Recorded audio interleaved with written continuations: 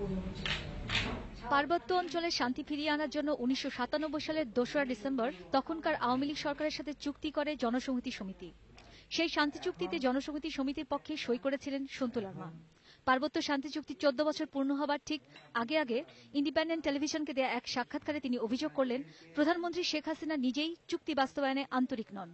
7 বছর পরে আবার ক্ষমতায় আসার পরে এই শেখ হাসিনার নেতৃত্বাধীন সরকার, মহাজোট সরকার, যদি আন্তরিকতা থাকতো, সদিচ্ছা থাকতো, তাহলে তো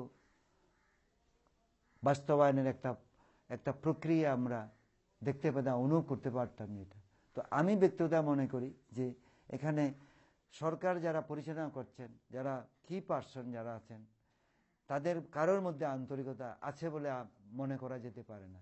সন্তু লারমা বলেন, এখন ইউপিডিএফ বলছে তারাও শান্তি চুক্তি বিরোধী নয়। এতে প্রমাণ হচ্ছে তারা এখন আর সেনাবাহিনী ডিজিএফআই এর সমর্থন পাচ্ছে না।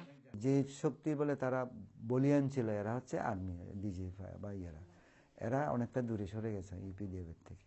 এদের গত বিশেষ করে এই বছরটা এরা আমরা দেখতেছি এরা অনেকটা সরে গেছে, অর্থাৎ ইউপিডিএফ থেকে এরা চুক্তির পক্ষের কথাও বলতেছে এখন এরা।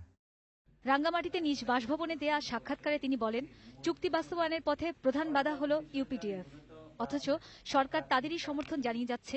এ কারণে ইউপিডিএফকে নির্মূল করতেই 2000 সাল থেকে অস্ত্র হাতে তুলে নিয়েছে জনসংহতি সমিতি।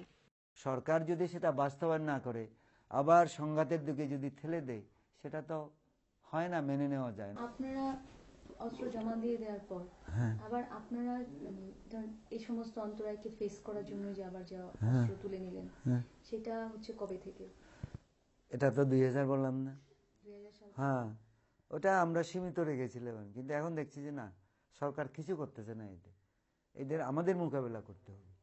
ইউপিডিএফ সহ যারা তাদের সাথে যুক্ত আছে, এদের সাথে সংঘাতটা চলতেছে। সশস্ত্র স্কোয়াডে কতজন আছেন? এটা অনেক আছে, এগুলো সংখ্যা কেমন হবে? অনেক আছে, বেশ কয়েকশত আছে। আমি কোনোদিন স্বীকার করি নাই যে ইউপিডিএফকে বিরুদ্ধে আমরা অস্ত্র ধরেছি, আমি কোনোদিন কোথাও বলি নাই। পার্বত্য শান্তি চুক্তির পর এই প্রথম সন্তু লারমা প্রকাশ্যে জানালেন, চুক্তি বাস্তবায়নের জন্য এর অন্তরায় দূর করতে তারা অস্ত্র হাতে তুলে নিয়েছেন। শায়মা বিনতে রহমান, ইন্ডিপেন্ডেন্ট নিউজ, রাঙ্গামাটি।